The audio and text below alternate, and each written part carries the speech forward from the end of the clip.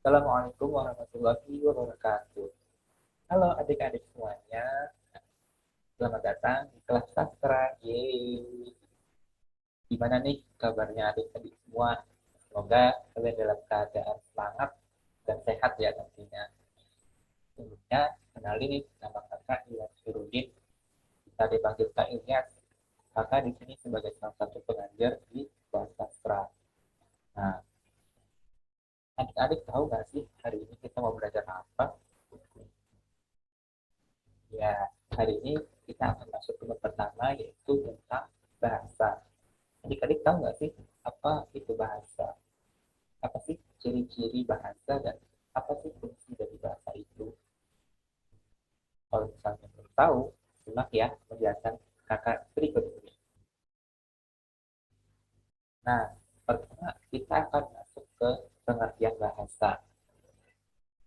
Menurut Kamus Besar Bahasa Indonesia, bahasa secara linguistik adalah sistem lambang bunyi yang arbiter yang digunakan oleh anggota suatu masyarakat untuk bekerja sama, berinteraksi, dan mengidentifikasikan diri. Secara umum, bahasa adalah kemampuan manusia untuk berkomunikasi dengan tanda, kata, atau gerakan. Bahasa adalah sistem pertukaran makna yang hidup dan terikat oleh konteks. Nah, menurut para ahli, bahasa memiliki pengertian sebagai berikut. Menurut Purwadamita, bahasa adalah sistem lambang yang berupa sembarang bunyi dipakai orang untuk melahirkan pikiran dan perasaan dalam memperluas pengetahuan.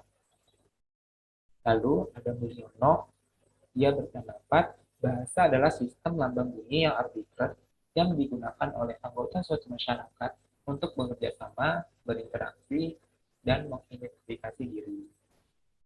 Dan yang ketiga, ada dari Gerida Laksana. Menurut beliau, bahasa adalah sistem lambang bunyi yang dipergunakan oleh para anggota suatu masyarakat untuk bekerja sama, berinteraksi, dan mengidentifikasikan diri. Lalu kita masuk ke fungsi bahasa. Fungsi bahasa ini ada 5 nih, yaitu yang pertama sebagai pemersatu bangsa, khususnya di Indonesia sebagai negara kepulauan yang banyak sekali potensi yang bisa membutuhkan konflik sosial. Terus yang kedua, bahasa ini berfungsi sebagai sarana pengungkapan emosi. Terus yang ketiga, bahasa ini berfungsi sebagai sarana berkomunikasi pada orang lain. Terus yang keempat, bahasa ini digunakan untuk pengembangan ilmu pengetahuan. Dan yang terakhir yang kelima yaitu bahasa sebagai alat kontrol sosial.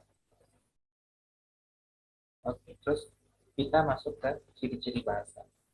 Ciri-ciri bahasa itu yaitu yang pertama adalah bahasa sebagai sistem, kedua bahasa sebagai lambang, ketiga bahasa sebagai makna, bahasa bersifat konvensional, bahasa bersifat unik, dan bahasa bersifat universal. Oke, demikian tadi nih penjelasan tentang uh, materi bahasa, mulai dari pengertiannya, dari fungsinya, dan ada ciri-cirinya. Oke, sekarang kakak pengen ngasih latihan nih untuk adik-adik semuanya. Itu mengerjakan dan soal berikut ini. Itu ada 3 soal. Nomor 1, jelaskan pengertian bahasa menurut kamu. Kedua, sebutkan 3 ciri-ciri bahasa yang kamu ketahui. Tiga, jelaskan fungsi bahasa untuk manusia. Nah, soal ini dikerjakan di kertas HPS atau folio bergaris dengan tulisan ya. Nah, baiknya dikerjakan menggunakan pulpen kalau misalnya ada. Kalau misalnya nggak ada, juga nggak apa-apa menggunakan pensil. Nah, nanti tugasnya dikumpulkan dengan cara difoto atau di-scan dan dikirimkan kepada kakak nih melalui WhatsApp.